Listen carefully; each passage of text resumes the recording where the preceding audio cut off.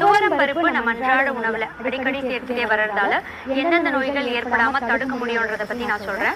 அதோட கூடவே இந்த துவரம் பருப்புல இருக்கக்கூடிய ரொம்ப முக்கியமான 8 ஊட்டச்சத்துக்கள் என்ன, இந்த 8 ஊட்டச்சத்துக்களால என்ன மாதிரியான ஆரோக்கிய நன்மைகள் நமக்கு கிடைக்கும்ன்றத பத்தியும் இன்னைக்கு நிகழ்ச்சியில தெளிவா பார்க்கலாம். இந்த துவரம் பருப்புல பாத்தீங்கன்னா முதல் ஊட்டச்சத்து புரோட்டீன் அப்படின்னு சொல்லக்கூடிய புரத சத்து.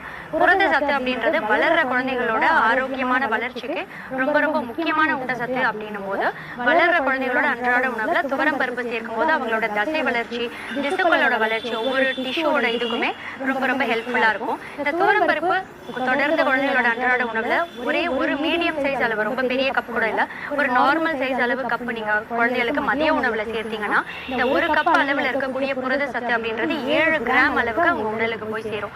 புரத சத்து குழந்தைகளுக்கு மட்டும் கிடையாது, ஸ்போர்ட்ஸ் லைன்ல இருக்கிறவங்களுக்கும் ரொம்ப ரொம்ப முக்கியமான ஒரு ஊட்டச்சத்து. அதே மாதிரி இதுல 2வது ஊட்டச்சத்து இரும்பு சத்து அப்படின்ற